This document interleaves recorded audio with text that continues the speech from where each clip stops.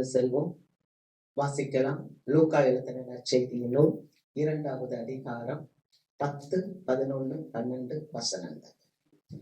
தேவதூதன் அவர்களை நோக்கி, பயப்படாதிருங்கள், இதோ எல்லா ஜனத்துக்கும் மிகுந்த சந்தோஷத்தை உண்டாக்கும் நற்செய்தியை உங்களுக்கு அறிவிக்கிறேன். இன்று கர்த்தராகிய கிறிஸ்து என்னும் இரட்சகர் உங்களுக்கு தாவீதின் ஊரிலே பிறந்திருக்கிறார். பிள்ளையை துணிகளில் சுற்றி முன்னணியிலே கிடத்தி இருக்க காண்பீர்கள். இதுவே உங்களுக்கு அடையாளம் என்றார். கர்த்தருக்கு மகிமை. அல்லேலூயா.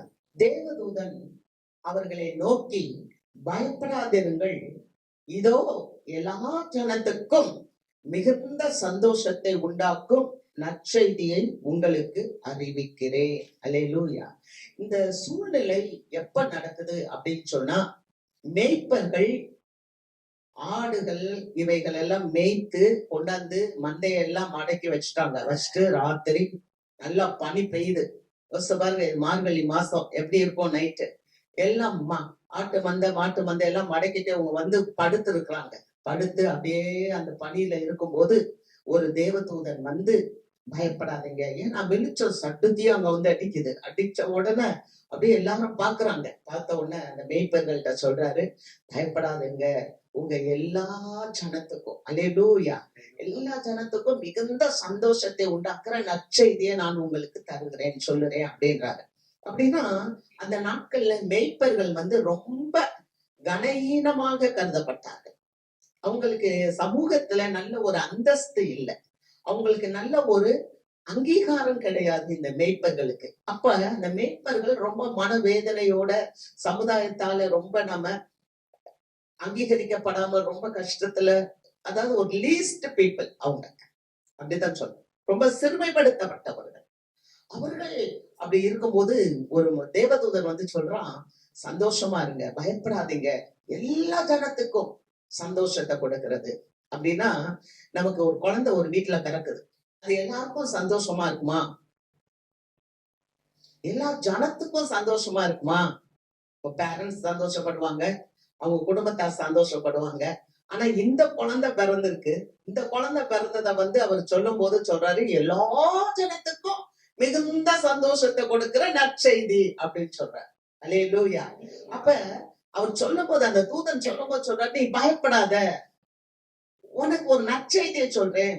அந்த நற்செய்தி, நல்ல செய்தி என்ன அப்படின்னா, இயேசு பிறந்து இருக்கிறார், அதுதான் நல்ல செய்தி.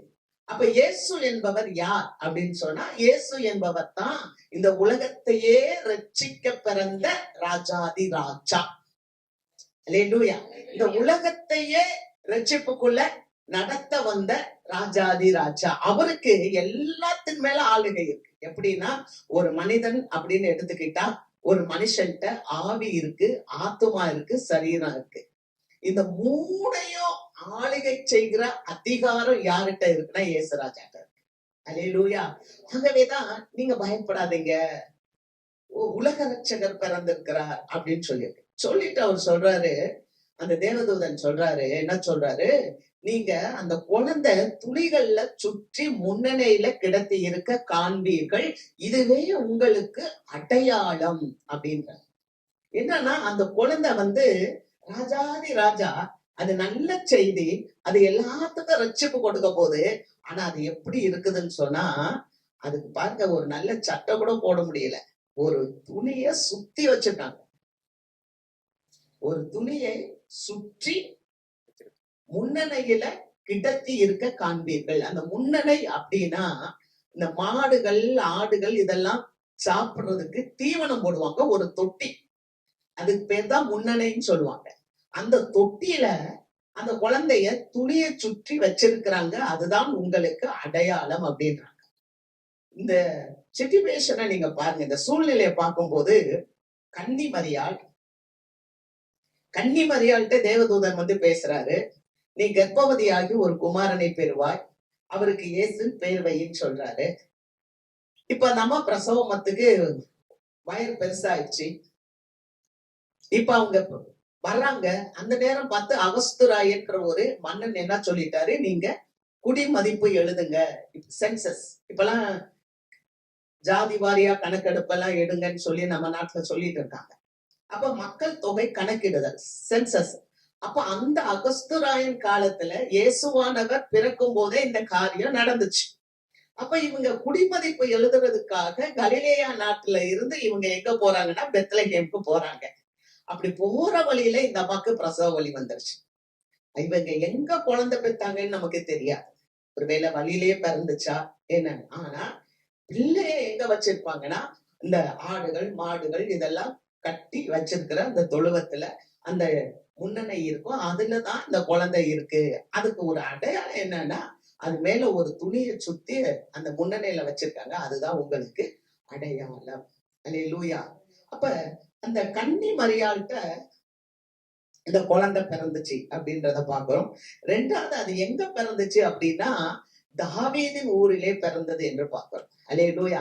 அப்ப தாவீதின் ஊருன்றதுதான் பெத்லகேம். இந்த பெத்லகேமுக்கும் எருசலேமுக்கும் இடையில ஒரு 10 மைல் இருக்கும். அல்லேலூயா. ஆனா இயேசுவானவர் எங்க பிறந்தாரு? ஒரு கிராமத்துல வந்து பிறந்தார். அல்லேலூயா. டவுன் பக்கத்துலதான் இருக்கு. எருசலேம் பக்கம். எருசலேம்ல சாலமோன் கட்டிய பெரிய தேவாலயம்லாம் இருக்கு. அல்லேலூயா. ஆனா அந்த பெரிய பெரிய டவுன்ல தான் நம்மளாம் இருக்க விரும்புவோம். ஆனா உலக ரட்சகர் அவர் வந்து பிறந்தது எங்கன்னு சொன்னா அந்த மாட்டு தொழுவத்துலதான் வச்சிருக்காங்க. ஒரு துணியை சுத்தி முன்னணியில வச்சிருக்காங்க. அந்த உலக ரட்சகர் எங்க வந்து பிறந்தார்னா ஒரு பெண்மணிட்ட வந்து பிறந்தார். அதுவும் அந்த பெண்மணி இன்னொருவருக்கு திருமணமாக நிச்சயிக்கப்பட்ட ஒரு மகள். அந்த மகளிடத்துல வந்து ஆண்டவர் பிறக்கிறார். அடுத்து பாத்தீங்கன்னு சொன்னா தாவீதின் ஊர்ல பிறந்தார். அப்ப ஒரு பெரிய சிட்டியில அவர் பிறக்கல, ஒரு சாதாரண ஒரு கிராமம். தாவீதின் ஊருன்னா இந்த சீயோன் கோட்டை அப்படின்னு சொல்லுவாங்க. எபூசியர்கள் எல்லாம் துரத்திட்டு தாவீது அந்த கோட்டையை பிடிச்சார். அது வந்து சாதாரணது இல்ல, ஹிஸ்டரி, வரலாறு. எத்தனையோ ஆண்டுகளுக்கு முன்பாக தாவீது வாழ்ந்தார் அந்த நாட்டுல. அந்த நாட்கள்ல ரூத்ல அந்த இடத்துல போய் கதிர் பொறுக்குனாங்க. ஹல்லேலூயா. ரூத் அம்மா அந்த இடத்துல எல்லாம் போய் கதிர் பொறுக்குனாங்க. போவாஸ் அந்த அம்மாக்கு ஹெல்ப் பண்ணாருன்னு பாக்குறோம். அந்த இடத்துலதான் இப்ப சத்திரம் கட்டப்பட்டிருக்கு. அந்த சத்திரத்துலதான் இயேசுவானவர் பிறந்திருக்க. இதுக்குரிய எவிடன்ஸ் எல்லாமே இருக்கு. என்னால பேச டைம் இல்லை, நீங்க கேட்டீங்கன்னா அதுக்கப்புறம் அதுக்குரிய காரியத்தை நான் எடுத்து தரேன். புக்ல இருக்கு. எல்லா தீர்க்கதரிசிகளும் அந்த இடத்தெல்லாம் போட் பண்ணி வச்சிருக்காங்க. ஆமென். அப்ப அவர் வந்து அந்த மாட்டு தொழுவத்துல பிறகுறாரு. அவரு ஒரு உலக ரட்சகர். அடுத்து பார்த்தா ஆண்டவர் வந்து இவ்வளவு ஏழ்மையா தாழ்மையா மனதுருக்கம் உள்ளவரா அந்த இடத்துல வந்து பிறந்திருக்கிறார். அல்லேலூயா. இன்னைக்கு நம்ம பார்க்க போற செய்தியின் தலைப்பு அடையாளம். பிள்ளையை துணிகள்ல சுற்றி முன்னணியிலே கிடைத்திருப்பார்கள், இதுவே உங்களுக்கு அடையாளம். அல்லேலூயா. எப்படி ஆண்டவர் வந்து பிறந்தார்னா ஏழ்மை கோலத்துல வந்து பிறந்தார். ஆண்டவர் ஏழ்மை கோலத்துல வந்து பிறந்தார். வாசிக்கிறோம் 2 கொரிந்தியர் புஸ்தகம் 8வது அதிகாரம் 9வது வசனம். நம்முடைய கர்த்தராகிய இயேசு கிறிஸ்துவின் கிருபையை அறிந்திருக்கிறீர்களே, அவர் ஐஸ்வர்யம் உள்ளவராய் இருந்தும் நீங்கள் அவருடைய தரித்திரத்தினாலே ஐஸ்வர்யவான்கள் ஆகும்படிக்கு உங்கள் நிமித்தம் தரித்திரர் ஆனாரே. நம்முடைய கர்த்தராகிய இயேசு கிறிஸ்துவனுடைய கிருபை, அதோடைய கிருபை என்னன்னு சொன்னா அவர் ஐஸ்வர்ய சம்பன்னர், அவர் ஐஸ்வர்யவான், அவர் எல்லாத்தையும் படைத்தவர், இந்த உலகத்துக்கே சொந்தக்காரர். ஆனா இந்த உலகத்துக்கே சொந்தக்காரரான இந்த இயேசு எங்க வந்து பிறந்தார்னா தாழ்மையின் ரூபம் எடுத்து அவர் வந்து ஒரு மாட்டு தொழுவத்துல அந்த முன்னணியில அந்த குழந்தையை கெடுத்திருக்காங்க அப்படின்றத பாக்குறோம். அல்லேலூயா. அப்ப பாருங்க, அவர் எல்லா சொத்துக்களுக்கும் அதிபதி. இந்த வானம் பூமி எல்லாம் அவருக்குரியது. பூமியும் அதன் நிறைவும் கர்த்தருடையது. ஆனா அப்படிப்பட்ட தேவன் நாம ஐஸ்வர்யவான்கள் ஆகும்படி அவர் தரித்திர கோலம் பூண்டார். அல்லேலூயா. அல்லேலூயா. அவர் தரித்திர கோலம் பூண்டார். அப்ப இன்னைக்கு நிறைய சபைகளில நிறைய மக்கள் வந்து வீழ்ந்து கொண்டே இருக்கிறாங்க. நிறைய சபை மக்கள் ஏன் வீழ்ந்து கொண்டு இருக்காங்கன்னா அவங்களுக்கு இந்த உலகத்தின் பாரம், இந்த உலகம் அவங்க மேல வந்து அழுத்துது. எல்லாருக்கும் ஒரு பாரம் வந்து அழுத்துறதுனால ஒர்ஷிப்ல தம்பி சொன்ன மாதிரி நாளே குறிச்ச ஒரு கவலை தான். நாளைக்கு நம்ம என்ன செய்வோம், நாளைக்கு என்ன செய்வோம்ன்றத பாரம் அழுத்துறதுனால ஜனங்கள் வீழ்ந்து கொண்டே இருக்கிறாங்க. என்னத்துல வீழ்ந்து போறாங்கன்னா விசுவாசத்துல வீழ்ந்து போறாங்க. நம்ம ஆண்டவருடைய சமூகத்துல போய் நமக்கு என்ன கிடைக்க போகுது அப்படின்னு சொல்லிட்டு அவங்க ஆண்டவருக்கு கொடுக்க வேண்டிய நேரத்தை கனத்தை கொடுக்க முடியாம உலக காரியத்துக்குள்ளேயே போயிட்டு இருக்காங்க. உலகத்துல போய் நம்ம எதையாவது சாதிச்சிடலாம். இப்படிப்பட்ட சோதனையை கூட ஆண்டவராகிய இயேசு கிறிஸ்து சந்தித்தார். நம்ம லூக்கா எழுதின நற்செய்தி நூல் 4வது அதிகாரம் 5-8 வரைக்கும் இருக்கிற வசனத்தை வாசிக்கும் போது பிசாசு அவரை உயர்ந்த மலையின் மேல் கொண்டு போச்சான். இயேசுவானவரை நல்லா கவனிங்க. இயேசுவானவர் பிறந்தாரு. எப்படி பிறந்தாருன்னா ஏழ்மையின் ரூபத்துல வந்தாரு, தாழ்மையின் ரூபத்துல வந்தாரு, கன்னி மரியான இடத்துல வந்தாரு. அவர் மனுஷ ரூபமாய் வந்தாரு, தேவகுமாரன் மனுஷ ரூபமாய் வந்தார் அப்படின்னு பாக்குறோம். ஏறக்குறைய 30 ஆண்டுகள் இந்த உலகத்துல அவர் வாழ்ந்தார். அவங்க அப்பாக்கு துணையாகவே அவர் இருந்தார். அவர் தகப்பனுடைய வேலையவே அவர் செய்தார். அவர் செஞ்சுட்டு இருக்கும்போது 30 வயதான வாலிபருக்கு எவ்வளவு ஆசைகள் இருக்கும். இந்த உலகத்துல அந்த 30 வயது அந்த வாலிபருக்கு எவ்வளவு ஆசைகள் இருக்கும். அவர் எல்லாத்தையும் அனுபவித்தவர். ஏன்னா எல்லா ஆசீர்வாதங்களுக்கும் சொந்தக்காரர் அவர். ஆனா எல்லா ஆசீர்வாதங்களையும் பரலோகத்திலேயே வச்சுட்டு ஒரு சாதாரண ஒரு ஏழை மைந்தனாக ஒரு வஸ்திரம் கூட முழுமையா தரிக்க முடியாத ஒரு அம்மா அப்பாக்கு கொடுக்க முடியாத ஒரு அம்மா அப்பாக்கு வந்து பிறந்தார். ஒரு ஆடை கூட பலி செலுத்த முடியாத ஒரு அம்மா அப்பாக்கு வந்து பிறந்தார். ஏன்னா அவர் பிறந்து அவரை போய் நன்றி செலுத்த அவர் தேவாலயத்துக்கு போகும்போது அவருக்கு ஒரு ஆட்டை பலியிட முடியல. ஏன்னா அவ்வளவு வறுமை அந்த குடும்பத்துல. அதனால அந்த குடும்பத்தார் அவருக்கு ஒரு 2 புறா குஞ்சுகளை கொண்டுதான் போனாங்க. அவ்வளவு வறுமையில பிறந்த அந்த மனுஷனுக்கு எவ்வளவு ஆசைகள் இருந்திருக்கும். ஆனா அவருக்கும் ஒரு டெம்டேஷன் வந்துச்சு, ஒரு சோதனை வந்துச்சு. 30 வயதுல பிசாசு என்ன பண்றான், ஒரு பெரிய மலைக்கு கூட்டிட்டு போயிட்டான். அங்க வசனம் அப்படித்தான் இருக்கு. ஒரு நிமிஷத்துல உலகத்தை காமிச்சிட்டான்.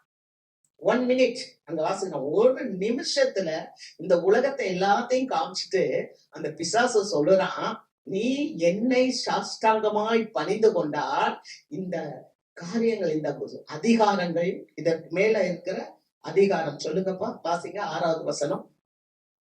இவைகள் எல்லாவற்றின் மேலும் உள்ள அதிகாரத்தையும் இவைகளின் மகிமையையும் உமக்கு தருவேன். இவைகள் எனக்கு ஒப்பு கொடுக்கப்பட்டிருக்கிறது. எனக்கு இஷ்டமானவனுக்கு இவைகளை கொடுக்கிறேன். அல்லேலூயா. என்ன சொல்றாருன்னா, ஒரு நிமிஷத்துல காமிச்சிட்டு இதனுடைய அதிகாரத்தை நான் உனக்கு தர்றேன், இதனுடைய மகிமையெல்லாம் நான் உனக்கு தர்றேன், ஆனா நீ என்ன சாஷ்டாங்கமா பணிந்து கொள். ஆனா சொல்லுறான் பிசாசு தேவகுமாரன்ட்ட, மனுஷகுமாரன்ட்ட சொல்றான், இவை எல்லாம் எனக்கு ஒப்பு கொடுக்கப்பட்டிருக்கிறது. அப்படின்னா இது அவனுக்கு சொந்தமானது அல்ல, பிசாசுக்கு சொந்தமானது அல்ல. பிசாசு தேவ பிள்ளைகளுடைய ஆசீர்வாதங்களை எடுத்து வச்சிருக்கிறான். ஆனா அவன் சொல்லுறான், நீ என்னை பணிந்து கொண்டால் எனக்கு இஷ்டமானவனுக்கு நான் அதை கொடுக்கிறேன். பாத்தீங்களா? அப்ப இந்த பிசாசு என்பவன் இன்றைக்கு ஜனங்களை மோசம் போக்கும்படி, தன் வசமாய் இழுக்கும்படி இந்த உலகத்தின் ஆசீர்வாதங்களை, செழிப்பை, சந்தோஷத்தை, உலக சந்தோஷத்தை காமிச்சு இழுத்துக்கிட்டு இருக்கான். அப்ப ஆண்டவர் அதுக்கு பதில் என்ன சொல்றாரு? 30 வயதுல, நல்லா யோசித்து பாருங்க, இயேசு கிறிஸ்துவனுடைய வயது 30. அது வரைக்கும் அவர் அவங்க அப்பாவுக்கு தச்சு தொழில்ல வேலைக்கு கூட இருந்தார். அவங்க அப்பா வந்து ஒரு தச்சர், கார்பெண்டர். அந்த வேலையை செஞ்சு கொடுத்துட்டு இருந்தார்.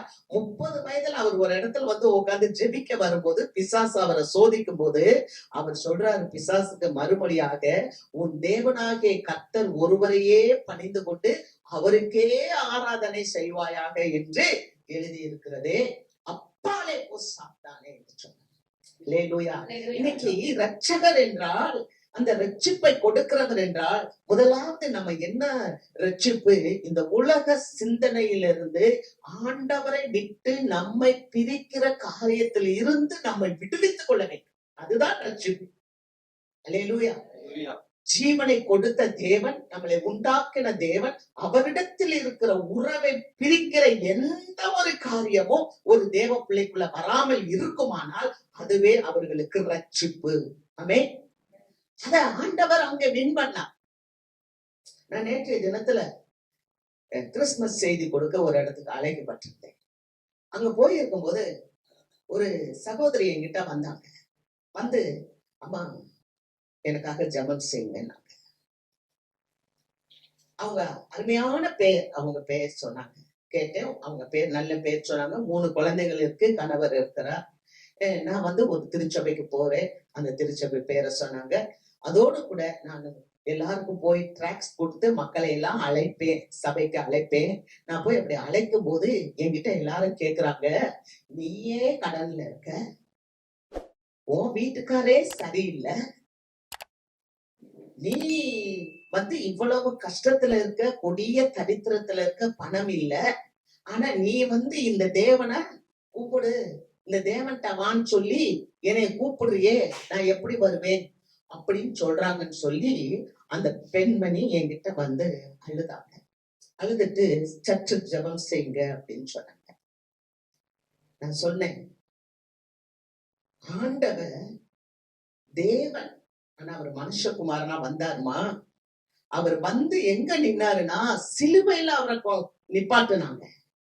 சிலுவையில நிப்பாட்டிட்டு சொன்னாங்க, வலது பக்கத்துல ஒரு கல்லன், இடது பக்கத்துல ஒரு கல்லன். அதுல ஒரு கல்லன் சொல்றான், நீ தேவனுடைய குமாரனே ஆனால் உன்னையும் ரட்சித்து என்னையும் காப்பாற்று.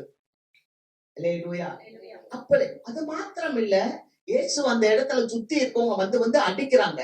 அடிச்சுட்டு சொல்றாங்க, உன்னை அடிச்சவங்க யாருன்னு சொல்லு, நீதான் பெரிய தீர்க்கதரிசியாச்சே, உன்னை யாருன்னு சொல்லு என்ன அப்படின்னு சொல்லி கேக்குறாங்க.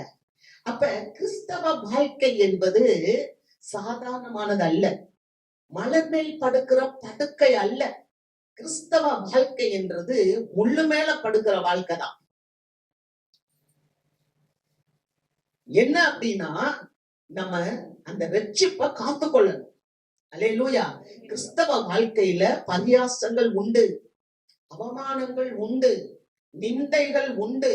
ஏன்னா உன் காரியத்தை சுட்டி காட்டி உன் கணவர் குடிக்கிறாரு, நீ வந்து கஷ்டப்படுற, உன் 3 பிள்ளைங்க இவ்வளவு கஷ்டப்படுறாங்க அப்படின்னு சொல்லிட்டா இந்த அம்மா என்ன பண்ணிரும், இயேசுவை விட்டு போயிரும், ஊழியத்தை விட்டு போயிரும், பிசாசு ஜெயிச்சிரும். ஆஹா, இந்த ஆத்துமாவை இயேசு விட்டு இருந்து பிரிக்கணும்னு நினைச்சோம்ப்பா, பிரிச்சிட்டேன். அல்லேலூயா. இதத்தாமா உனக்கு ஒருத்தவங்க செய்யறாங்க, இது உனக்கு மட்டும் இல்லை, இயேசுக்கே செஞ்சாங்க. நீ கீழே இறங்கி வா. அப்ப இயேசு நினைச்சிருந்தா, அவரு இயேசு சிலுவையை விட்டு கீழே இறங்கி வந்துட்டா, இன்னைக்கு நீங்களும் நானும் அவருடைய ரத்தத்தினால மீட்கப்பட்டிருக்க மாட்டோம். இயேசு கிறிஸ்துனுடைய ரத்தத்தினால நம்முடைய பாவங்கள் மன்னிக்கப்பட்டிருக்க முடியாது. இயேசு கிறிஸ்துனுடைய ரத்தத்தினால நம்முடைய ஜீவியம் காக்கப்பட்டிருக்க முடியாது. அப்ப இயேசு அன்னைக்கு ரத்தத்தை சிந்துனால, இயேசு அன்னைக்கு சிலுவையை ஏற்றுக்கொண்டனால, இயேசு அன்றைக்கு நம்மளை வந்து நினைச்சதுனால அவர் நமக்கு ரட்சிப்பையும் மீட்பையும் அந்த சிலுவையில, அந்த மரணத்துல நமக்கு சந்தித்து கொடுத்தார். அல்லேலூயா. அந்த மரணத்தை அவர் சந்தித்தார், அந்த மரணத்தை அவர் ஏற்றுக்கொண்டார், அந்த சிலுவையிலிருந்து அவர் இறங்கி வரல. அப்ப அதனாலதான் அவர் நமக்கு பார்த்து சொல்றாரு, உலகத்துல உங்களுக்கு உபத்திரவம் உண்டு, திட்டம் கொள்ளுங்கள், நான் இந்த உலகத்தை ஜெயித்தேன். இயேசு ஜெயிச்சிட்டார். பிசாசு எவ்வளவோ சொல்லுச்சு, சிலுவையில இருந்து இறங்கு, சிலுவையில இருந்து இறங்கு. சும்மா நம்ம வந்தோமா, கவனிங்க, சும்மா வந்தோமா, 4 பாட்டு கைத்தட்டி பாடினோமா, திறமையெல்லாம் காமிச்சிட்டு, அது இல்ல வாழ்க்கை, அது இல்ல வாழ்க்கை. கூட்டத்துல கும்பாலம் போட்டோமா, நமக்கு வர்ற அட்டி ஒவ்வொன்னையும் இன்னும் கொடு, இன்னும் கொடு, நான் இயேசுவை போல. அல்லேலூயா.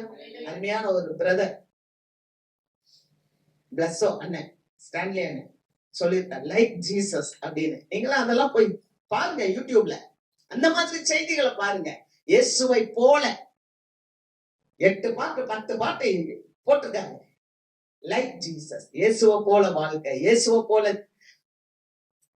கொடுக்கிறதுக்கு எல்லாத்துக்கும் அவர் செய்திகள் இருக்கு. அல்லேலூயா. கர்த்தருக்கு மகிமை. அப்ப இயேசுவை போல நம்ம மாறணும்னு சொன்னா அதுதான் ரட்சிப்பு.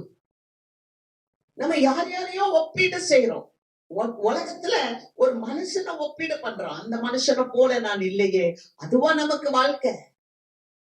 ஐயோ, அவருடைய சாயலுக்கு ஒப்பாய் நம்மளை உண்டாக்கினார். அவருடைய சாயலுக்கு ஒப்பாய் நம்மளை உருவாக்குகிறார். அல்லேலூயா, கர்த்தருக்கு மகிமை. ஆக நம்ம ரட்சிப்பு அப்படின்றது இதுதான் ரட்சிப்பு. வாசிக்கிறோம் பிலிப்பியர் 3வது அதிகாரம் 9-10 வசனம். நான் கிறிஸ்துவை ஆதாயப்படுத்திக் கொள்ளும்படிக்கும் நியாயப்பிரமாணத்தினால் வருகிற சுயநீதி உடையவனாயிராமல் கிறிஸ்துவை பற்றும் விசுவாசத்தினால் வருகிறதும் விசுவாசம் மூலமாய் தேவனால் உண்டாயிருக்கிறதுமான நீதியை உடையவனாய் இருந்து கிறிஸ்துவுக்குள் இருக்கிறவன் என்று காணப்படும்படிக்கு பாத்தீங்களா? அப்ப பவுலடியா சொல்றாரு, எல்லாம் எவ்வளவோ பணம், எவ்வளவோ உலக காரியங்கள், எவ்வளவோ மக்கள் எல்லாம் துன்புறுத்திட்டு இருந்தாரு. கிறிஸ்தவர்கள் எல்லாம் அடிச்சு, கிறிஸ்தவ சபைகள் எல்லாம் நொறுக்கி, நீங்கெல்லாம் என்ன அப்படின்னு சொல்லிட்டு இருந்தவர் ஒரு நாள் ஆண்டவரால பிடிக்கப்பட்ட பிறகு எல்லாத்தையும் நஷ்டம் குப்பன் தூக்கி போட்டுட்டு விசுவாசத்தை பத்தி பேசுறார். விசுவாசத்தினால் வரும் நீதி. அல்லேலூயா. அப்ப ஆண்டவர் உங்களே என்னையும் அந்த விசுவாசத்துக்கு தான் அழைத்திருக்கிறார். கிறிஸ்துவ போல ஆகுறதுக்காக அவர் அழைத்திருக்கிறார். பாருங்க, அவர் சொல்லுகிறாரு, விசுவாசத்தினால் வருகிறதும் விசுவாசத்தின் மூலமாய் தேவனால் உண்டாயிருக்கிறதுமான நீதியை உடையவனாய் இருந்து கிறிஸ்துவுக்குள் இருக்கிறவன் என்று காணப்படும்படிக்கு. நான் யாருன்னா, நான் கிறிஸ்தவன் அல்ல, கிறிஸ்துவுக்குள் இருக்கிறவன். அல்லேலூயா, அல்லேலூயா. கிறிஸ்தவன் என்று எல்லாரும் சொல்லலாம், ஏகப்பட்ட பேர் சொல்லலாம். யாரு? நீங்க நல்லா உங்களுக்கு தெரியும், உங்களுக்கு சரித்திரம் தெரியாம இருக்காது. 6 லட்சம் பேர் எகிப்துல இருந்து கிளம்புனாங்க. ஆனா எத்தனை பேர் தெரியுமா கானான்குள்ள போனாங்க? 2 பேர் தான் கானான்குள்ள போனாங்க. காலேபும் யோசுவாவும் 2 பேர் தான் உள்ள போனாங்க. ஆகவே நம்ம சொல்லலாம் கிறிஸ்தவர்கள்னு, ஆனா கிறிஸ்துவுக்குள் இருக்கிறவர் என்று பவுல் தெளிவா சொல்றார். ஏன்னா அந்த அளவுக்கு அவர் விசுவாசத்தினாலே வளர்கிறார். அதனாலதான் நம்ம சொல்லுகிறோம், நியாயப்பிரமாணத்துல வர்றது இல்ல. விசுவாசம் என்பது நம்பப்படுகிறவைகளின் உறுதியும் காணப்படாதவைகளின் நிச்சயமுமாய் இருக்கிறது. அல்லேலூயா. என் கண்ணுக்கு முன்னால ஒரு பெரிய ஆசீர்வாதம் இருக்கு, ஆனா அதை என்னால இப்ப பார்க்க முடியாது. ஆனா நான் இப்ப பார்க்கறதெல்லாம் இந்த உலகத்துல காணப்படுகிற காரியம், இதெல்லாம் அனித்தியம். காணாதவைகளோ நித்தியம். அல்லேலூயா. நான் பார்க்கிறேனே, இதெல்லாம் அனித்தியம். இந்த உலக காரியங்கள் எவ்வளவு பெரிய பிரகாசமான விளக்குகள் போட்டு அலங்கரிக்கப்பட்ட எவ்வளவு பெரிய தேவாலயங்களாக இருந்தாலும் சரி, எவ்வளவு பெரிய பெரிய பெரிய டைமண்ட்லயும் ஜுவல்ஸ்லயும் போட்டு அலங்கரிக்கப்பட்ட எப்படிப்பட்ட ஒரு விசுவாசியா இருந்தாலும் சரி, வெளியே பாக்குறதெல்லாம் மினுக்கு. இதெல்லாம் ஒரு நாள் மாறி போயிடும். ஆனா காணாதவைகள் நித்தியம். உள்ளுக்குள்ள ஒரு ஆத்மா இருக்குல்ல, அந்த ஆத்மா அழிஞ்சு போயிடும். அந்த ஆத்மாவை நம்மளால பார்க்க முடியாது. அல்லேலூயா. நம்ம இந்த இடத்துல வந்து உட்கார்ந்து நம்மளுடைய சிந்தனைகள், நம்மளுடைய உணர்வுகள் நமக்கு தெரியாது, ஒருத்தருக்கு தெரியாது. பக்கத்துல இருக்கவங்களுக்கு நீங்க யாரு, உங்களுடைய உணர்வுகள் என்ன, நீங்க என்ன எண்ணத்துல உட்கார்ந்து இருக்கீங்கன்னு தெரியாது. ஆனா கிறிஸ்துவுக்கு எல்லாமே தெரியும். அல்லேலூயா. ஆகவே ஒரு பெரிய ஆசீர்வாதத்தை தேவ பிள்ளைக்கு நிச்சயமாக அவர் வைத்திருக்கார். அதனாலதான் அவர் சொல்றாரு, இப்படி நான் அவரையும் அவருடைய உயிர்த்தெழுதலின் வல்லமையையும் அவருடைய பாடுகளின் ஐக்கியத்தையும் அறிகிறதற்கு அவருடைய மரணத்திற்குள்ளாகி எப்படி ஆகிலும் நான் மரித்தோரில் இருந்து உயிரோடு எழும்புவதற்கு தகுதியாய் இருக்கும்படி. அல்லேலூயா. மரணத்துக்கு ஒப்பான மரணத்துக்குள்ள நான் போனாலும் தேவன் என்னை விடமாட்டான். அதான் பவுலினுடைய உறுதி. நான் யோசிக்கிறேன், ஏழை மனிதனா அவர் ஒரு கந்த துணிய அப்படியே பொதிந்து ஒரு முன்னணியில வைத்திருக்கிற அந்த மனுஷன், அவர் என்ன பண்றாருன்னா, ஜனங்க பசியா இருக்கிறாங்கன்னு 2 மீன் 5 அப்பத்தை அவர் கையில கொண்டு வந்து கொடுக்கும் போது அவர் அதை பெருக செய்கிறார். அல்லேலூயா. ஒரு சாதாரண ஏழை மனிதன். அநேகர் பரியாசம் பண்றாங்க, நீ கனியின் வயிற்றில வந்தவன், நீ யார்? பரியாசம் பண்றாங்க. எவ்வளவு நிந்தைகள் இருக்கிறது. இயேசுவானவர் ஒண்ணும் பெரிய பணக்கார வீட்டுல பிறக்கல, நீ ஏழை பையன், தச்சன் தானே என்று சொல்லுறாங்க. ஆனால் அவரிடத்துல அவர் பிதாவினுடைய வல்லமை பொருந்தினவராயிருக்கிறார். பிதாவினுடைய அவங்க அப்பாவுடைய சாயல், அவங்க அப்பாவுடைய ரூபம் அவருக்குள்ள இருக்கிறதுனால பசியை போக்குகிறார், பிணியாளிகளுக்கு சுகம் கொடுக்கிறார். அல்லேலூயா. பிணியாளிகளுக்கு சுகம் கொடுக்கிறார். ஒரு முறை ஒரு இடத்துல இயேசுவானவர் நின்று பிரசங்கம் பண்ணிட்டு இருக்கிறாரு. யோவான் ஸ்நானகன் இயேசு வருகிறான்னு சொன்னவர் யோவான் ஸ்நானகன். வழிகளை ஆயத்தப்படுத்துங்கள், இயேசு வர்றாருன்னு சொல்லி வழிகளை ஆயத்தப்படுத்தினவர் யோவான் ஸ்நானகன். ஆனால் யோவான் ஸ்நானகன் ஒரு பாடுகளுக்குள்ளாக போன போது யோவான் ஸ்நானகன் கேட்கிறாரு இயேசு கிட்ட 2 சீஷர்களை அனுப்பி, வருகிறவர் நீர்தானா அல்லது வேற வருவதற்கு காத்திருக்க வேண்டுமா? அல்லேலூயா. ஒரு மனிதனுக்கு பாடுகள் வரும்போது எவ்வளவு பெரிய தீர்க்கதரிசி ஆனாலும் அவன் கொஞ்சம் விளவிளத்து தான் போயிடுறாங்க. அல்லேலூயா. இதெல்லாம் நமக்கு வேதத்துல இருக்கிறது. இத படிக்கும் போதுதான் உங்களுக்கு எனக்கும் வெள்ளம் கிடைக்கிறது. ஆமென். சும்மா பாலையே குடிச்சிட்டு போயிடக்கூடாது. நல்ல பிரியாணி சாப்பிடணும், அப்பதான் புஷ்டியா இருக்க முடியும். அல்லேலூயா. நல்ல வார்த்தைகளை நம்ம சாப்பிடணும். நல்லா பாருங்க, பலிகளை ஆயத்தப்படுத்துங்கன்னு பேசினவர் யோவான் ஸ்நானகன். இயேசு வரப்போறார், எனக்கும் பின்னால ஒருத்தர் வர்றாரு, நான் ஜலத்தினால ஞானஸ்தானம் கொடுக்கிறேன், அவரு அக்னினால ஞானஸ்தானம் கொடுப்பார், ஆவியினால கொடுப்பார், அப்படிலாம் பிரசங்கம் பண்ணி கட்சித்தவர். அவரை குறித்து இயேசுவானவர் சொல்றார், ஸ்திரீகளிலே பிறந்த தீர்க்கதரிசி, பெரிய தீர்க்கதரிசி யோவான் தீர்க்கதரிசி. அந்த யோவான் ஸ்நானகன் எலியாவின் பலம் கொண்டவன் என்று சொல்லுகிறார். ஆனால் அந்த எலியாவின் பலம் கொண்ட ஒரு தீர்க்கதரிசிக்கு ஒரு பாடு வரும்போது இயேசுவை சஸ்பெக்ட் பண்ணிட்டாரு, சந்தேகப்படுறார். இயேசுவை பார்த்தவர், இயேசுவுக்கு ஞானஸ்தானம் கொடுத்தவர், இயேசு மேல புறாவை போல இறங்கினதை பார்த்தவர். ஆனா இப்ப அவருக்கே ஒரு சந்தேகம் வந்துருச்சு, வருகிறவர் நீர்தானா அல்லது வேறு ஒருவர் வர நான் காத்திருக்கணுமா? இயேசு சொன்னாரு, எப்பா போய் சொல்லு, குருடர்கள் பார்க்கிறாங்க, அல்லேலூயா, செவிடர்கள் கேட்கிறார்கள், உணவர்கள் துள்ளி குதிக்கிறார்கள், ஊமையர்கள் பேசுறாங்க, அற்புதங்கள் அடையாளங்கள் நடக்குது, போய் சொல்லுப்பா, என்னிடத்தில் இடர்கள் அடையாது இருக்கிறவன் எவனோ அவன் பாக்கியவான். அல்லேலூயா. இதாங்க ரட்சிப்பு. நீங்க இந்த உலகத்துல இருந்து ரட்சிக்கப்பட்டவர்களா இருந்தால் நீங்கள் மற்ற ஜனத்துக்கு ஆசீர்வாதமா இருப்பீர்கள். நீங்கள் ஜெபிக்கிற ஜெபங்கள் கேட்கப்படும். ஆமென். கர்த்தருக்கு மகிமை. 2வது வாசிக்கலாம். அதே லூக்கா எழுதின நற்செய்தி நூல் 2வது அதிகாரம் 34வது வசனம். பின்னும் சிமியோன் அவர்களை ஆசீர்வதித்து அவருடைய தாயாகிய மரியாதை நோக்கி, இதோ அநேகருடைய இருதய சிந்தனைகள் வெளிப்படத்தக்கதாக இஸ்ரவேலில் அநேகர் விழுகிறதற்கும் எழுந்திருக்கிறதற்கும் விரோதமாக பேசப்படும் அடையாளமாவதற்கும் இவர் நியமிக்கப்பட்டிருக்கிறார். கர்த்தருக்கு மகிமை. முதல் அடையாளம் என்ன அப்படின்னு பார்த்தா, துணிகள்ல சுற்றி முன்னணியில கிடைத்திருக்க பார்த்தீங்க, இதுவே உங்களுக்கு அடையாளம். ஆனா 2வது, ஒவ்வொரு மனிதனுக்கும் ஒரு அடையாளமாக இயேசு இந்த உலகத்தில் பிறந்தார். அல்லேலூயா. அதுதான் சிமியோன் சொல்லுகிறார். பல ஆண்டுகளுக்கு முன்பதாகவே சிமியோனிடம் ஆண்டவர் பேசியிருந்தார், நீ ரட்சணியத்தை காண்பார், இஸ்ரவேலுக்கு ஆறுதல் செய்கிறவர் வருவார். ரட்சகர் என்றால் காப்பாற்றுகிறவர், ரட்சகர் என்றால் ஆறுதல் செய்கிறவர், ரட்சகர் என்றால் நம்மளை விடுவிக்கிறவர். இதை பரிசுத்த ஆவியானவர் சிமியோனிடத்தில் பேசி இருந்தார். அல்லேலூயா. சிமியோன் தேவ பக்தி நிறைந்த ஒரு மனிதன், பரிசுத்த ஆவியினால் நிறைந்த ஒரு மனிதன். அந்த மனிதன் அந்த பரிசுத்த ஆவியினால் நிரப்பப்பட்டிருக்கும் போது இயேசுவானவர் இப்பொழுது விருத்த சேதனம் பண்ணி அவர் உடன்படிக்கை பண்றதுக்கு, பழைய ஏற்பாட்டுல ஆபிரகாம் காலத்துல குழந்தை பிறந்துச்சுன்னா 8வது நாள் அந்த குழந்தைக்கு விருத்த சேதனம் பண்ணணும். அப்ப அந்த நாள் 8வது நாள் இயேசு கிறிஸ்துவ கொண்டு வராங்க தேவாலயத்துக்கு. அப்ப சிமியோன் சொல்றாரு, அநேகர் விழுகிறதுக்கும் அநேகர் எழுந்திருக்கிறதுக்கும் இவர் தான் அடையாளமா இருப்பார். அல்லேலூயா. இஸ்ரவேல் ஜனங்க எல்லாம் ஆண்டவரை புறக்கணிச்சிட்டாங்க, இயேசுவை புறக்கணிச்சிட்டாங்க. அப்ப அநேகர் வீழ்ந்து போனாங்க. அவங்க வீழ்ந்து போனதுனால இன்னைக்கு நீங்களும் நானும் புதிய இஸ்ரவேலாக கூட்டி சேர்க்கப்பட்டோம். அல்லேலூயா. நம்மளாம் யாரு? புதிய இஸ்ரவேலர்கள், புதிய சபை. அவங்க வீழ்ந்துட்டாங்க, ஆனா அந்த ஆசீர்வாதத்தை தேவன் நமக்கு கொடுத்தார். அல்லேலூயா.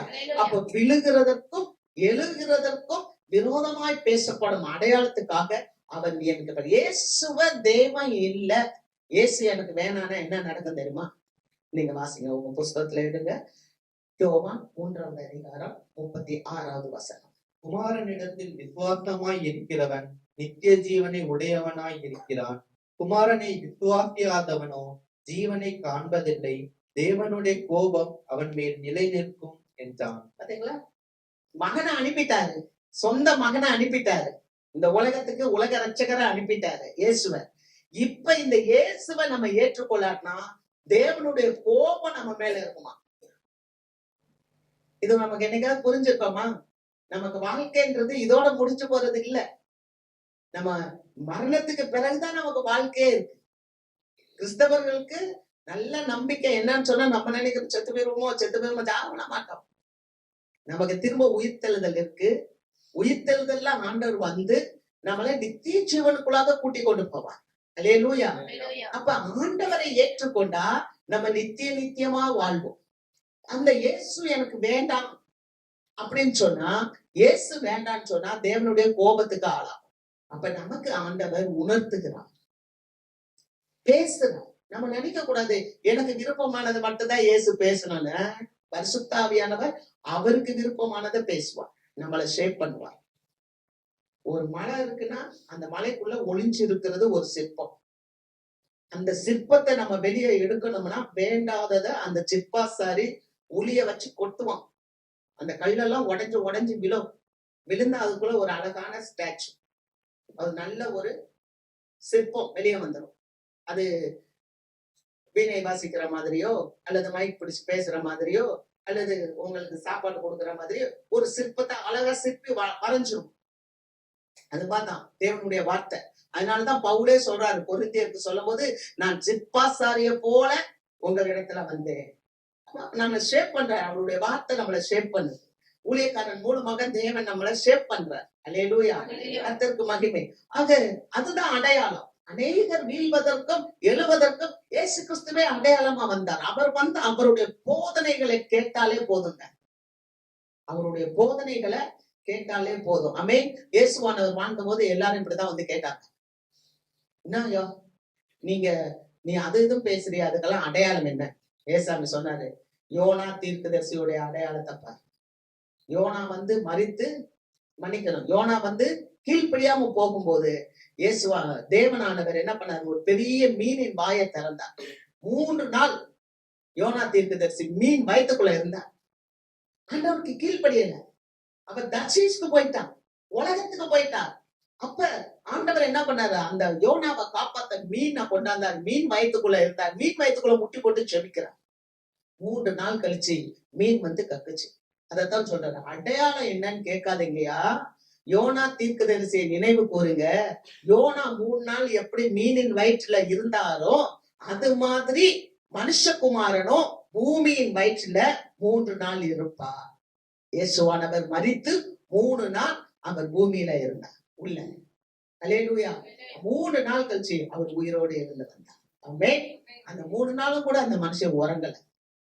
அவரு பாதாளத்துல போய் ஊழியம் செஞ்சுட்டு வந்தார். அல்லேலூயா. கர்த்தர் நல்லவர் என்பதை ருசித்து பாருங்க. நமக்கு கொடுத்திருக்கிற ஆண்டவர் இயேசுவானவர் நல்லவர். அல்லேலூயா. அவர் எவ்வளவு பாரப்பட்டு அவர் ஊழியம் செஞ்சார் பாருங்க. அது நமக்கு ஒரு அடையாளம். 3வது அடையாளம் மத்தேயு 24வது அதிகாரம் 3வது வசனம். பின்பு அவர் ஒலிவ மலையின் மேல் உட்கார்ந்திருக்கையில் சீஷர்கள் அவரிடத்தில் தனித்து வந்து, இவைகள் எப்பொழுது சம்பவிக்கும்? உம்முடைய வருகைக்கும் உலகத்தின் முடிவுக்கும் அடையாளம் என்ன? எங்களுக்கு சொல்ல வேண்டும் என்றார்கள். அல்லேலூயா. இந்த சீஷர்கள் இயேசுவோட இருந்தாலும் இந்த உலகம் முடிய போகுதுன்றதை இயேசு சொல்லி இருக்கிறார். அல்லேலூயா. அதனால இயேசுவின் இடத்துல தனித்து வந்து கேட்கிறாங்க. பயங்கரமா திரளான ஜனங்கள் எல்லாம் பாக்குறாரு. அப்பதான் அவரு பேசுறாரு. பேசினாலும் இயேசுவானவரோடு சீஷர்கள் தனித்து வராங்க. தனித்து வந்து கேட்கிறாங்க, உம்முடைய வருகைக்கும் இந்த உலகத்தின் முடிவுக்கும் அடையாளம் என்ன? சீஷர்கள் கூடவே இருக்கிறாங்க. அல்லேலூயா. எல்லாமே நல்லா இருந்தாங்க. வாழ்க்கை கல்யாணம் ஆகி குடும்ப குட்டியோட தான் இருக்கிறாங்க சீஷர்கள். ஆனா அந்த குடும்பத்தை குறிச்சோ இந்த உலகத்தை குறிச்சோ அவங்க யோசிக்கல. குடும்பம் ஆண்டவருக்குரியது, பிள்ளைகள் ஆண்டவருக்குரியது, மனைவி ஆண்டவருக்குரியவர், கணவன் ஆண்டவர், இதெல்லாம் புரிஞ்சிருந்தாங்க. பழைய ஏற்பாட்டுல பாக்குறோம், ஏனோக்கு 360 வருஷம் 365 வருஷம் அவர் தேவனோடு சஞ்சரித்தார், காணப்படாமல் போனார். அப்ப இதெல்லாம் படிச்சிருக்காங்க சீஷர்கள், இயேசுவோட இருந்து படிச்சிருக்காங்க. ஆனா இயேசு திருமணமாகாதவர். ஆனா அவர்கிட்ட போய் கேட்கிறாங்க, நல்லா கவனிங்க, உம்முடைய வருகைக்கும் முடிவுக்கும் அடையாளம் என்ன? அப்ப இந்த உலகம் அழிய போதுன்றது அவங்களுக்கு நல்லா தெரியுது. ஏன்னா இந்த உலகம் நிரந்தரம் அல்ல, இதெல்லாமே ஒரு வஸ்திரத்தை போல சுட்டி வைக்கப்படும் அப்படின்றதுலாம் அவங்களுக்கு நல்லா தெரியுது. அதனால அவங்க என்ன நினைக்கிறாங்கன்னா, அடுத்து ஒரு வருகை இருக்கு, ஆண்டவருடைய வருகை இருக்கு, அதுக்கு நம்ம ஆயத்தமாகணும். கவனிச்சீங்களா? சமீபத்துல ஒரு நண்டு பிடிச்சாங்க போன வாரம். அந்த நண்டோடைய வயத்துல என்ன இருந்துச்சுன்னா 8 லட்சம் முட்டைகள் இருந்துச்சு. இவ்வளவு முட்டைகள். யார் படிச்சா அந்த நியூஸ? இல்ல, 8 லட்சம் முட்டை இருந்துச்சான் அந்த வயிற்றுக்குள்ள. அந்த நண்டை பத்திரமா பிடிச்சு அந்தமானுக்கு அனுப்பிட்டாங்க. அங்க போய் அது குட்டி போட்டு அது முட்டையை பொறிச்சு குஞ்சு போட்டுக்கட்டும் அப்படின்னு சொல்லி அனுப்பி வச்சிருக்காங்க. ஏன்னா அந்த ஒரு நண்டு மட்டும் 8 லட்சம் போட்டுரும் குட்டி. அல்லேலூயா. அப்ப பாருங்க, இந்த உலகத்துல இருக்க மக்களுக்கு உணவு கொடுக்கணும், இந்த உலகத்துல இருக்க மக்களுக்கு ஆசீர்வாதம் போகணும் அப்படின்னு சொல்லி அரசாங்கம் இங்க இருக்க மக்கள்லாம் அது வேலை செய்யும். அல்லேலூயா. நமக்கு அதுல ஆசீர்வாதம். ஆமென். அல்லேலூயா. அதே மாதிரி சமீபத்துல எலன் மாஸ்க் அப்படின்றவர் சொல்றாரு, கொஞ்ச நாள்ல சிங்கப்பூர் காணா போயிரும் அப்படின்னு சொல்றாரு. அப்ப சிங்கப்பூர் காணா போயிருமா அப்படின்னா, சிங்கப்பூர் காணா போகாது. அங்க இருக்கிறவங்க எல்லாம் என்னன்னா லேட்டா கல்யாணம் பண்றாங்க அல்லது குழந்தைகளே பெறாம இருக்காங்க. அப்ப எல்லாரும் கொஞ்சம் வயதானவர்கள் தான் இப்ப சிங்கப்பூர்ல நிறைய இருக்காங்க. அவங்களும் மரணம் வந்து போயிட்டாங்கன்னா அந்த தேசத்துல யாரும் இருக்க மாட்டாங்க. அதனால சிங்கப்பூர் காணா போயிடும் அப்படின்றாங்க. அப்ப இந்த உலகத்தினுடைய காரியங்கள், இந்த உலகத்துல இருக்கிறதெல்லாம் உலக மக்கள் சரியா பாக்குறாங்க. அல்லேலூயா. அப்ப இந்த உலகத்துலதான் நீங்களும் நானும் வாழ்றோம். அல்லேலூயா. அப்ப நாமளும் இந்த உலகத்துல வாழ்ந்தாலும் இந்த காரியங்கள் எல்லாம் நமக்கும் பங்கு உண்டு. ஆனால் அந்த பங்குல நீங்களும் நானும் மூழ்கிடக்கூடாது. எப்படின்னு சொன்னா, ஒரு தாமரை இலை தண்ணீர்ல இருக்கும்போது அந்த தாமரை இலை தண்ணிக்குள்ள போகாது. நீங்க நல்லா பாருங்க, எவ்வளவு தண்ணீர் குறையுதோ அவ்வளவு அது இறங்கிடும். பாத்திருக்கீங்களா? குளத்துல தண்ணி வத்துச்சுன்னா தாமரை எல்லாம் அப்படியே இறங்கி வந்துடும். அப்புறம் தண்ணி கூடிடுச்சுன்னா தாமரை எல்லாம் கடகட மேல வந்துடும். பாத்திருக்கீங்களா? அதத்தான் வள்ளுவர் சொல்றாரு, வெள்ளத்தனைய மலர் நீட்ட மாந்தத்த உள்ளத்தனைய உயர்வு அப்படின்னு இல்லையா? அப்ப அந்த தாமரை எல்லாம் மாதிரி நீங்களும் நானும் இருக்கணும், மூழ்கி போயிடக்கூடாது.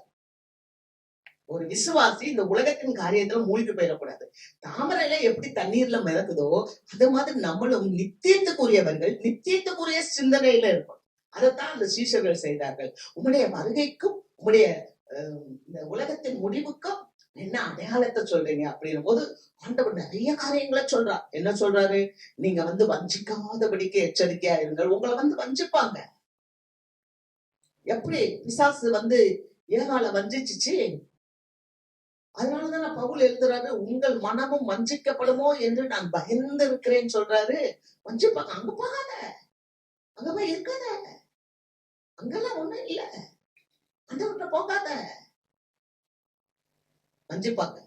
நம்ம என்ன பண்ணக்கூடாது? ஒருவேளை போஜனத்துக்காக சிரேஷ்ட புத்திர பாகத்தை இழந்து போன ஏசாவை போல இருக்கக்கூடாது. நம்பர் 1. நம்பர் 2, ஆண்டவர் சொல்றாரு, எடுத்து நானே கிறிஸ்து என்று சொல்லுவாங்க.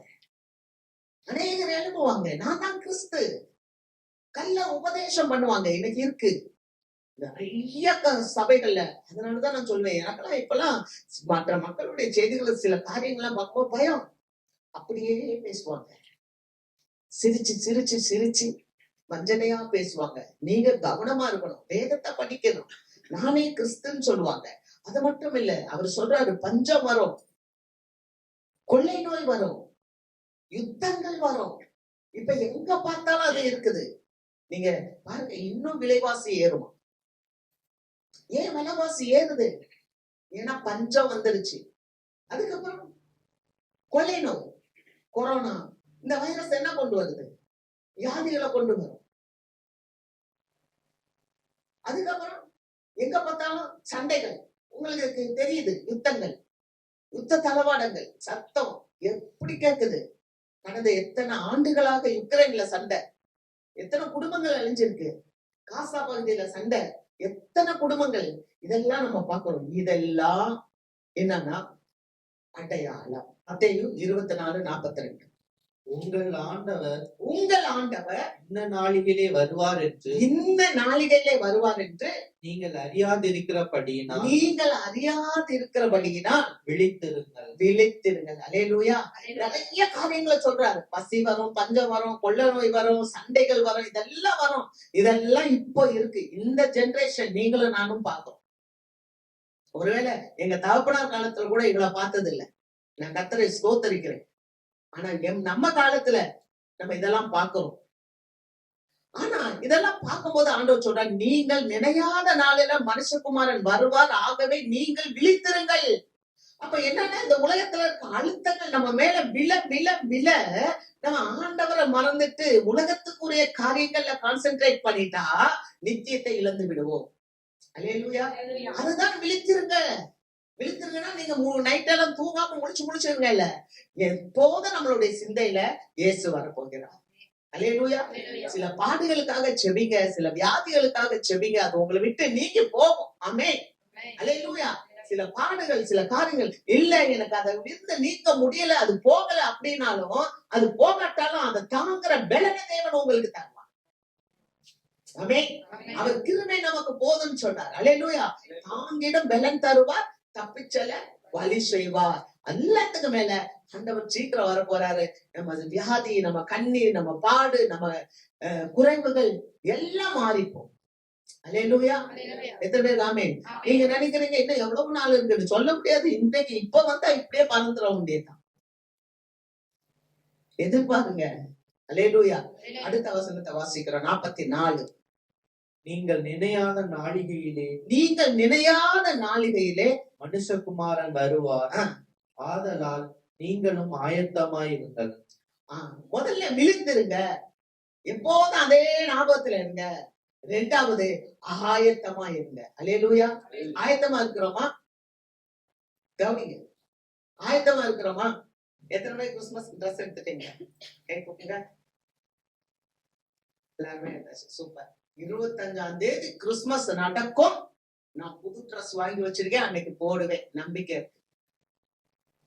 இயேசுவானவர் வருவார், நான் இங்க இருந்து அப்படியே போவேன்னு எத்தனை பேருக்கு நம்பிக்கை இருக்கு? தற்பரிசோதனை பண்ணுங்க. 25ஆம் தேதி கிறிஸ்துமஸ் வருது. ட்ரெஸ் எல்லாம் எடுத்தாச்சு, தச்சாச்சு, எல்லாம் பண்ணியாச்சு, நான் உட்பட. ஆனால் நினையாத வேளையில் மனுஷகுமாரன் வருவான்றது மட்டும் நம்மளால ஏத்துக்கொள்ள முடியல.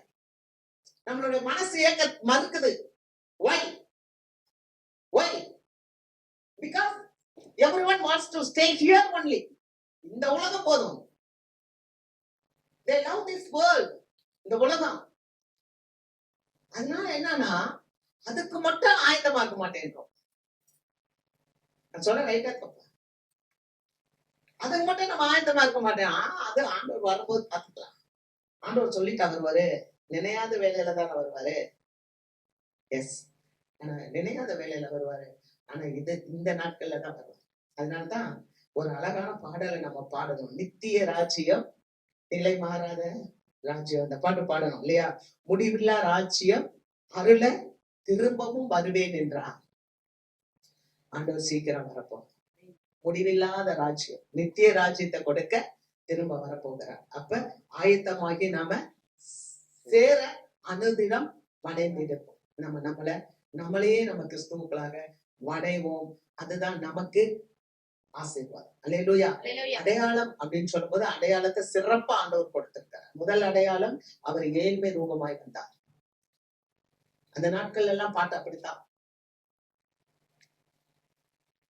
அன்பு, மனதுருக்கம், ஏழ்மை, தாழ்மை, இப்படிதான் ஆண்டவரை குறிச்சு பாடுவாங்க, எழுதுவாங்க. அது மட்டும் இல்ல, விலை ஏற பெற்ற உடை அலங்கரிப்பும் வீணாசியம் நமக்கு பிறந்தார் பிறந்த அந்த பாடெல்லாம் வரும். அப்படியெல்லாம். ஆனா இப்பெல்லாம் அப்படி இல்லை. சபையில செய்திகளே மாறிடுச்சு. என்ன மாறிடுச்சுன்னா, உனக்கு இப்படி செய்வார், அப்படி செய்வார். நீங்க கவனமா இருங்க. இயேசு எப்படி வந்து பிறந்தார் அடையாளம் நமக்கு. இரண்டாவது, இயேசுவே அடையாளம். இயேசுவை நம்ம விழுகிறதுக்கும் எழுகிறதுக்கும் அவரை எதிரா பேசுறதுக்கும் அவரே அடையாளமா இருக்கிறார். மூன்றாவது ஒரு அடையாளம் அவர் சொல்லிட்டாரு. என்ன சொன்னாருன்னா, யுத்தங்களை கேட்பீங்க, ஜனத்துக்கு விரோதமா ஜனங்கள் எழும்புவாங்க, ராஜ்யத்துக்கு விரோதமா ராஜ்யங்கள் எழும்பும், பசி இருக்கும், பஞ்சம் இருக்கும், பட்டினி இருக்கும், கொள்ளை நோய் இருக்கும். இதெல்லாம் எப்ப இருக்கும்? இதெல்லாம் வந்து அவருடைய வருகைக்கு ஆரம்பம். சோ இதெல்லாம் இருக்கு. அதனால நினையாத வெளில மனுஷகுமாரன் வருவான்னு சொல்லியிருக்காரு. அப்ப நமக்கு அடையாளங்கள் கொடுக்கப்பட்டிருக்கு. அல்லேலூயா. இந்த அடையாளத்தை நம்ம நினைவு கூர்ந்து இந்த உலகத்துல நம்ம வாழ்ந்து செயல்படுத்தணும்.